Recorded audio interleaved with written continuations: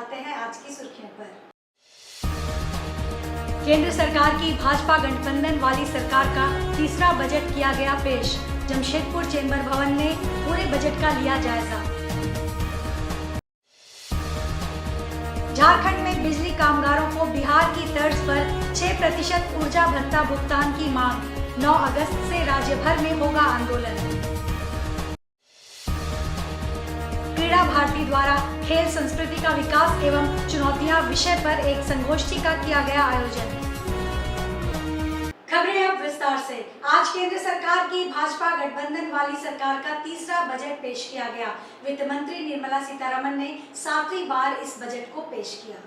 Budget में आम जनता से हटकर राज्यों पर विशेष ध्यान दिया गया है। साथ ही टैक्स स्लैब में केवल 1 लाख की बढ़ोतरी की गई है। चैम्बर भवन के उपाध्यक्ष मानव केडिया ने बताया है कि बजट में मध्यवर्गीय परिवारों को टैक्स स्लैब में कुछ खास राहत नहीं मिली है। आम बजट 2024 पर प्रतिक्रिया व्यक्त करते हुए चैम्बर के उपाध्यक्ष मानव केडिया ने कहा है कि टूरिज्म पर झारखंड को कोई लाभ न देते हुए उड़ीसा और बिहार के टूरिज्म पर ध्यान दिया गया है। कौशल और रोजगार सीजन की घोषणाएं की गई है।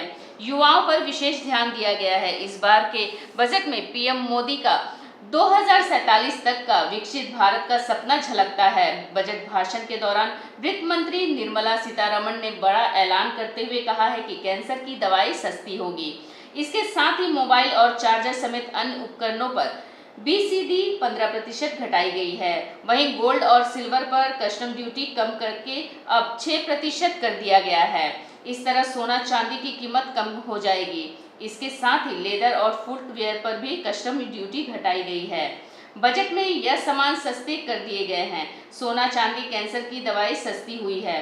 मोबाइल चार्जर, मछली का भोजन, चमड़े की वस्तु, रसायन, पेट्रोल, केमिकल, PVC, फॉक्स बैनर, सोलर पैनल, हवाई सफर महंगा हुआ है। सिगरेट महंगी हुई है। प्लास्टिक का सामान पर आयात शुल्क बढ़ा दिया गया है। देखिए, मुझे लगता है कि ये जो यूनियन बजट 2024 है, ये आम जनता को देखते हुए नहीं बना है। ये सरकार जो देश को देखते हुए ये बजट बनाई है, जहाँ पर उनका फोकस स्किल डेवलपमेंट है, इंफ्रास्ट्रक्चर है, ओवरऑल जिस स्टेट में इश्यूज हैं उन स्टेट को किस तरह से मदद करके आगे बढ़ाया जाए, ये वो बजट है। तो आम जनता में आम जनता को अगर आप इनकम टैक्स पॉइंट व्यू से भी देखें तो बहुत बड़ा कोई रिलीफ नहीं मिला है। जो स्लैब लास्ट ईयर था उस स्लैब को 1-1 लाख रुपया बढ़ाते हुए मुझे लगता है ओवरऑल एक सैलरीड एम्प्लॉय को लगभग 17 से 20 हज़ार का फ़ायदा मैक्सिमम मिलेगा, उससे ज़्यादा। उससे लेते हुए डेवलपमेंट जो अनाउंसमेंट हुआ है वो ये अनाउंसमेंट हुआ है कि कुछ ना कुछ सरकार टूरिज़्म के लिए करेगी, क्योंकि टूरिज़्म में जो पैसे आते हैं वो देश के हित के लिए बहुत अच्छी है। झारखंड का मुझे तो नहीं लगा कि कोई बजट में अनाउंसमेंट हुआ है इसमें। ओवरऑल मुझे लगता है काफ़ी संतुलित है ओवरऑल डेवलपमेंट के लिए, और या डेवलपमेंट के हिसाब से बजट काफ़ी अच्छा है। झारखंड राज्य बिजली कामगार यूनियन ने राज्य के बिजली कामगारों को बिहार की तर्ज पर राजस्व में बढ़ोतरी होने पर 6% अतिरिक्त ऊर्जा भत्ता भुगतान करने की मांग की है। झारखंड बिजली वितरण निगम लिमिटेड के विरुद्ध अतिरिक्त ऊर्जा भत्ता मांग को लेकर राज्यव्यापी आंदोलन की शुरुआत होगी। झारखंड राज्य बिजली कामगार यूनियन के झारखंड प्रदेश महामंत्री रामकृष्ण सिंह ने आदित्यपुर जियाडा भवन स्थित विद्युत अधीक्षण अभियंता कार्यालय के समक्ष प्रेस वार्ता कर बताया कि झारखंड राज्य बिजली कामगार यूनियन अतिरिक्त ऊर्जा भत्ता कामगारों को दिए जाने की मांग को लेकर 9 अगस्त को अगस्त क्रांति माह शुरुआत के दिन से राज्यव्यापी आंदोलन चरणबद्ध करेगी, जिसकी शुरुआत जमशेदपुर अंचल कार्यालय से होगी। इन्होंने बताया कि जान जोखिम में डालकर विद्युत मजदूरों ने बेहतर कार्य कर 300 करोड़ के राजस्व को 1100 करोड़ किया है। बावजूद इसके JVBNL प्रबंधन ने वादा खिलाफी की है। इन्होंने कहा कि विभाग ने डेस्टिनेशन मैपिंग हेड लाइनमैन पदों को हटा दिया है। जहां पदोन्नति हुई है वहां ग्रेड पे नहीं दिया जा रहा। 200 विद्युत कर्मियों का तबादला किया गया, जिसमें नियम को ताक पर रखकर महिलाओं को दूर दराज क्षेत्र में पदस्थापित किया गया है, जिसे रद्द करने की मांग की जा रही है। रामकृष्ण सिंह ने बताया कि पूर्व में 300 करोड़ राजस्व होने पर 6% अतिरिक्त ऊर्जा भत्ता का समझौता हुआ था, जिसे विद्युत प्रबंधन भूल चुकी है। इस मौके पर जमशेदपुर विद्युत अधीक्षण अभियंता दीपक कुमार को मांगों से संबंधित एक ज्ञापन भी सौंपा गया। इस मौके पर मुख्य रूप से KN सिंह, अमजदुल हक, मुकुल कुमार, सुनील सिंह, कयूम अंसारी आदि पदाधिकारी उपस्थित थे। 6% ऊर्जा भत्ता लीजिए, 18 में दे दिया बिहार बिजली बोर्ड। हमसे एग्रीमेंट हुआ बिजली बोर्ड का कि 300 करोड़ से अगर 1100 करोड़ कर देते हैं तो हम 6% जो है आपका ऊर्जा भत्ता हम देंगे, लेकिन आज तक नहीं कर रहा। वो ऐसे नहीं मिल रहा है हम लोग को। हम लोग का ड्यूटी है, हम लोग लाइन पर चढ़ते हैं, गिर के मर जाते हैं, 24 घंटे ड्यूटी करते हैं, इसलिए हम लोग को दिया गया है, जैसे बिहार में दिया गया। लेकिन वो भी नहीं दिया जा रहा है। ओवर टाइम इज वेज, लेकिन ओवर टाइम का पेमेंट नहीं कर रहा है। एग्रीमेंट पर एग्रीमेंट करता है कि हड़ताल चल जाए। आप लोग इसके साक्षी हैं, प्रत्येक बार मैं मीटिंग करता हूँ, हड़ताल होगी, बस ये लोग एग्रीमेंट कर लेता है, लेकिन वादा खिलाफी किया। तो इस वादा खिलाफी के विरुद्ध में हम लोग 9 अगस्त से राज्य व्यापी आंदोलन करने जा रहे हैं, जिसका शुरुआत लोकल डिमांड जो है जमशेदपुर का, उसको करते हुए, मांगते हुए हम लोग 9 अगस्त से जमशेदपुर में शुरू करेंगे। जमशेदपुर के बर्मा माइंस स्थित देवस्थानम परिसर में क्रीड़ा भारती के द्वारा खेल संस्कृति का विकास एवं चुनौतियां विषय पर एक संगोष्ठी का आयोजन किया गया, जिसमें खिलाड़ियों, कोच और संयोजक के साथ होने वाली चुनौतियों पर चर्चा की गई। इस मौके पर मुख्य अतिथि के तौर पर क्रीड़ा भारती के अखिल भारतीय संगठन मंत्री प्रसाद जी महांकर के अलावे पूर्व पत्रकार विनोद राणा, ओलंपिक संघ के हरभजन सिंह, क्रीड़ा भारती के झारखंड प्रदेश के उपाध्यक्ष सह जमशेदपुर के अध्यक्ष शिवशंकर सिंह सहित गणमान्य लोग एवं खिलाड़ी और खेल शिक्षक मौजूद थे। इस दौरान अपनी बातों को रखते हुए हरभजन सिंह ने वर्तमान खेल परिस्थिति पर चिंता जताते हुए कहा कि जमशेदपुर खेल संघ सिर्फ नाम मात्र की रह गई है। स्थिति ऐसी हो गई है कि कभी टाटा स्टील स्पोर्ट्स परिसर में लगभग 400 खिलाड़ियों को रखने की व्यवस्था थी, आज ग्राउंड के लिए भी पैसे देने पड़ते हैं। विगत 10 वर्षों में एक भी खिलाड़ी जमशेदपुर का नाम रोशन नहीं किया है। हम खिलाड़ी के मामले में काफ़ी पिछड़ गए हैं, जो काफ़ी गंभीर विषय है। उन्होंने कहा कि ऐसे संगोष्ठी के माध्यम से ही इस तरह की खामियों को दूर करने का प्रयास किया जा सकता है। विनोद राणा ने कहा कि खेल बहुत सारे हैं जो महंगे हैं, लेकिन कुछ खेल ऐसे भी हैं जिसमें खर्च काफ़ी कम है, जैसे फुटबॉल, कबड्डी।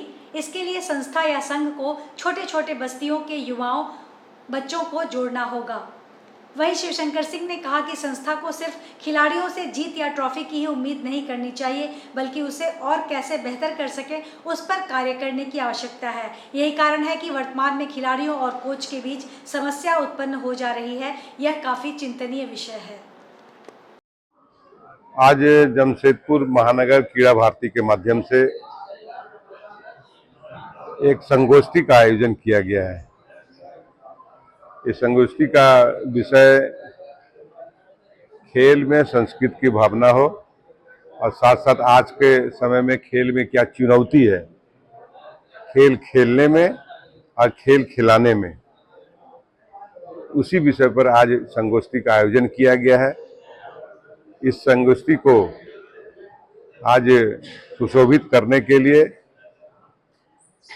अपने क्रीड़ा भारती के राष्ट्रीय संगठन मंत्री आदरणीय प्रसाद जी महानकर जो आज हमारे यहाँ उपस्थित हुए हैं, साथ ही साथ आज इस संगोष्ठी को संचालन करने के लिए, सुचारू रूप से संचालन करने के लिए प्रांत के अपने कई अधिकारी आए हुए हैं। साथ ही साथ आज सभागार में खेल संबंधित अनेक खेल संबंधित सभी खिलाड़ीगण, कोचगण और साथ साथ खेल प्रेमी आज सभागार में उपस्थित होंगे। विशेष रूप से आज चर्चा का विषय हमने बताया कि खेल की संस्कृति के बारे में। अनेक खेल संघ पूरे देश में चलते हैं, लेकिन क्रीड़ा भारती का उद्देश्य है खेल में संस्कृति का होना जरूरी है। मतलब ये सभी के दिल में, दिमाग में बैठे कि खेलना जरूरी है, खिलवाना जरूरी है। आज के परिवेश में अगर देश को स्वस्थ रखना है तो खेल सभी के उम्र में, सभी उम्र में खेल जरूरी है।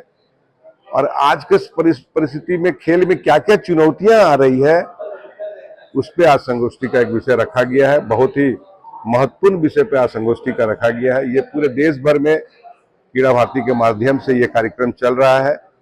और आपको बताएं कि पिछले लगातार कई वर्षों से देश में क्रीड़ा भारती के माध्यम से खेल प्रेमियों को, खिलाड़ियों को एक अच्छा प्लेटफॉर्म देने का काम, खिलाड़ियों में चरित्र का निर्माण हो और उसके बाद वो खिलाड़ी देश का निर्माण करे, ऐसा सोचते हुए क्रीड़ा भारती आगे काम कर रही है। जमशेदपुर शहीद स्मारक समिति द्वारा आज बारी मैदान क्लब हाउस में शहीद चंद्रशेखर आजाद और लोकमान्य बाल गंगाधर तिलक जी का जन्म दिवस मनाया गया। हर वर्ष 23 जुलाई को शहीद स्मारक समिति द्वारा बाल गंगाधर तिलक और चंद्रशेखर आजाद की जन्म तिथि मनाई जाती है।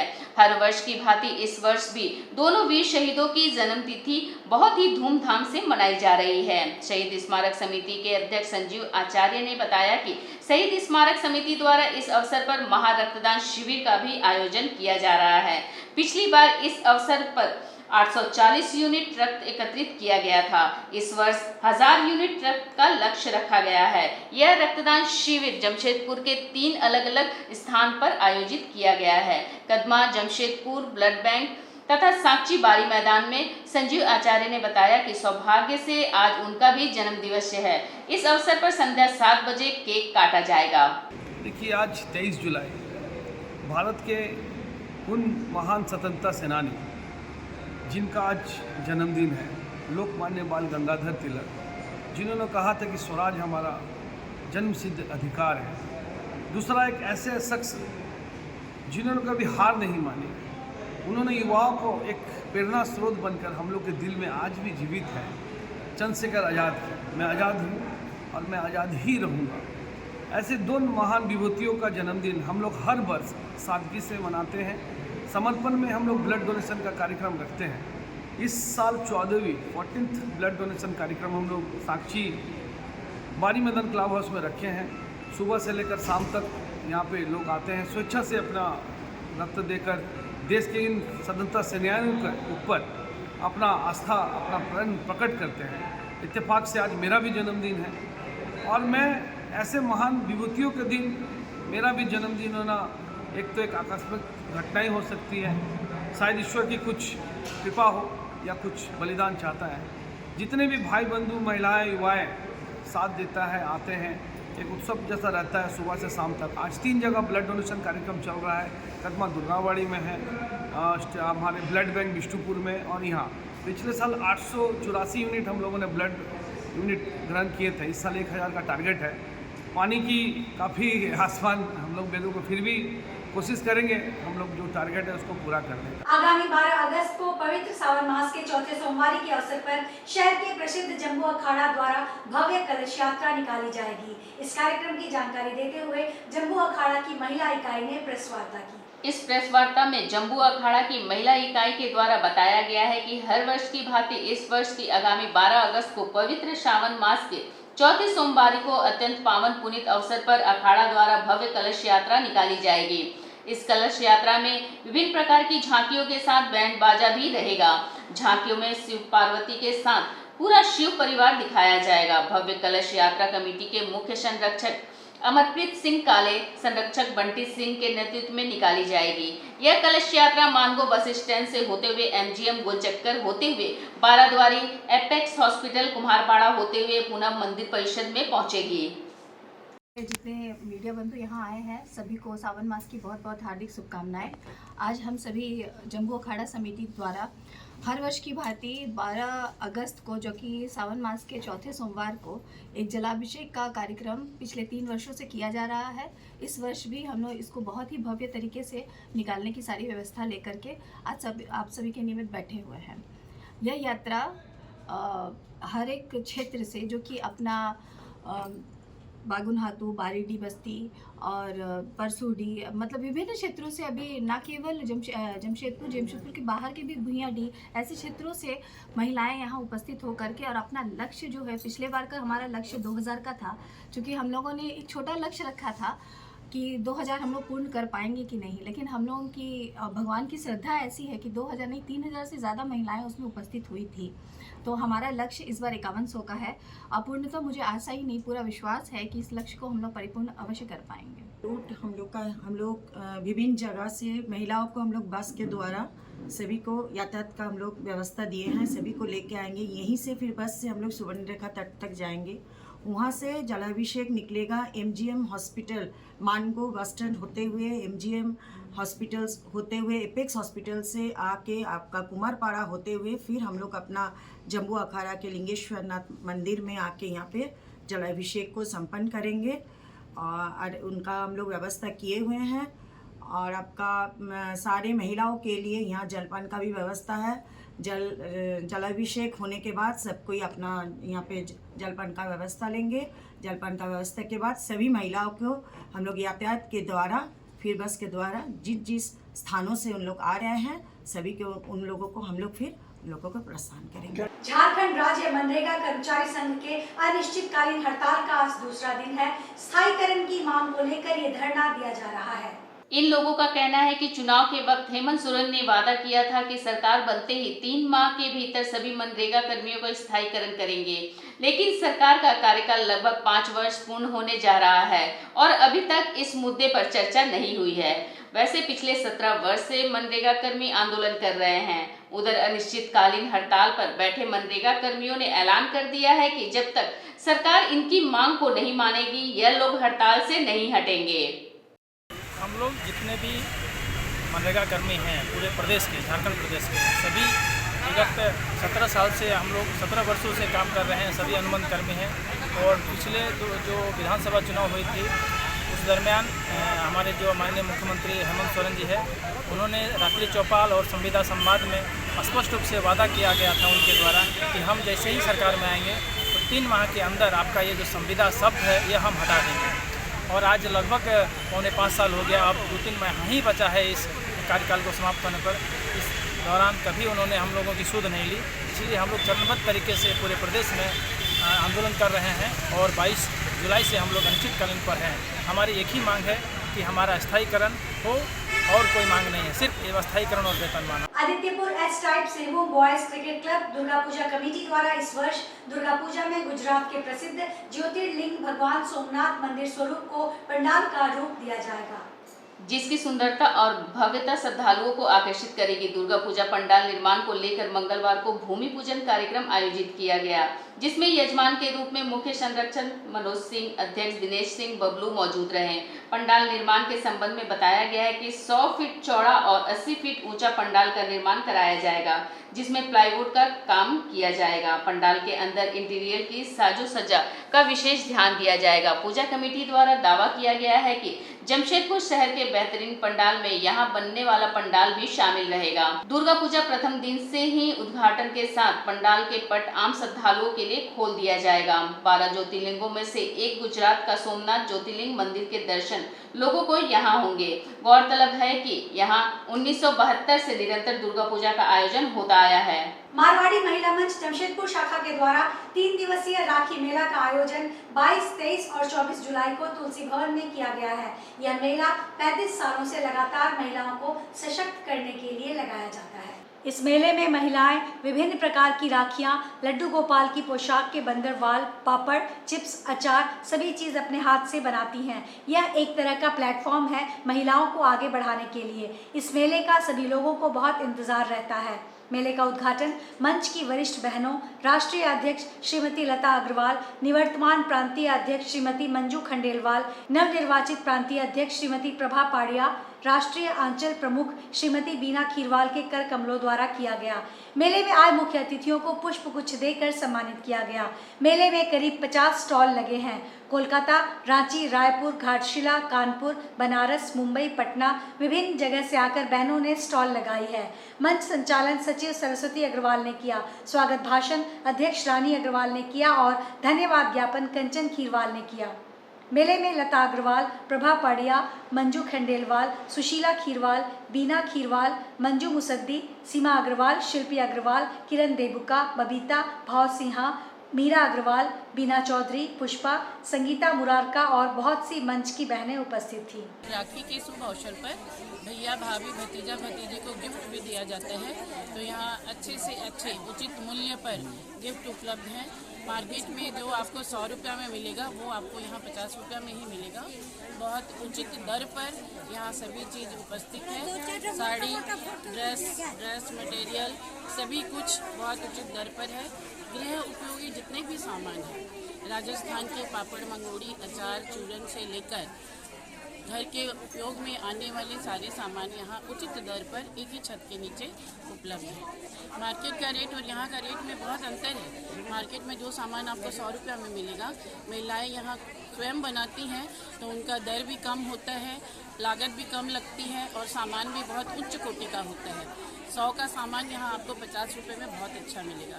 राखियाँ 10 रुपये से लेकर 400 रुपये तक की राखियाँ यहाँ उपलब्ध हैं। लौहनगरी जमशेदपुर शहर सावन के रंग में रंग चुका है। कल से सावन के पावन महीने की शुरुआत हो गई है, जिसको लेकर शहर के बाजार और शिवालय दुल्हन की तरह सज चुके हैं। भोले बाबा के भक्त अभी से ही देवघर जाने की तैयारी कर रहे हैं और कांवरियों को कोई भी कमी न रहे, इसके लिए बाजार में दुकानदार पूरी तरह से इस बार तैयार हैं। अलग अलग कपड़े, झूला, बैग, गमछा, बच्चे और महिलाओं के लिए कपड़े से बाजार पड़ गया है। कपड़ों में हर हर महादेव, बोल बम समेत कई स्लोगन लिखे हुए हैं जो इस बार कांवरियों को अपनी ओर आकर्षित कर रहे हैं। दुकानदारों का कहना है कि 1 साल से सावन का इंतजार रहता है। पूरा 1 महीना जमकर बिक्री होती है। दुकान में बैठे बैठे ही भगवान भोलेनाथ का दर्शन हो जाता है। दुकान और मंदिर में बोल बम का नारा अभी से ही गूंजने लगा है। दुकानदारों में भी खासा उत्साह रहता है। वहीं दूसरी तरफ पूजा सामग्री दुकान में भी रौनक दिख रही है। देवघर जाने वाले कांवरियों के लिए अलग अलग डिजाइन के कांवर, जल ले जाने वाला लोटा, शिवलिंग और कांवर को सजाने की कई सामान से दुकान पटा पड़ा है। दुकानदारों का कहना है कि अच्छी कमाई होती है। वहीं सावन की शुरुआत से ही जमशेदपुर के बाजार के साथ साथ शहर के सभी शिव मंदिरों को दुल्हन की तरह सजाया संवार दिया गया है। लोग सावन की तैयारी में पूरी तरह से डूब चुके हैं। पूरा शहर बोलबम के नारे से गूंज रहा है। कल सावन की पहली सोमवारी थी। भगवान भोलेनाथ का जलाभिषेक कराने के लिए लंबी लंबी लाइन लगी थी। पूरे परिवार के साथ लोग केसरिया रंग के कपड़े पहनकर बोल बम के नारे लगाते हुए शहर के विभिन्न शिव मंदिरों में जलाभिषेक करने की तैयारी में जुटे हुए हैं। कई लोग पहली बार देवघर जा रहे हैं, उनमें खासा उत्साह दिख रहा है। आज के इस बुलेटिन में बस इतना ही। हम फिर हाजिर होंगे कुछ और नई खबरों के साथ। तब तक के लिए SCCN न्यूज की पूरी टीम की ओर से मुझे दीजिए इजाजत। नमस्कार।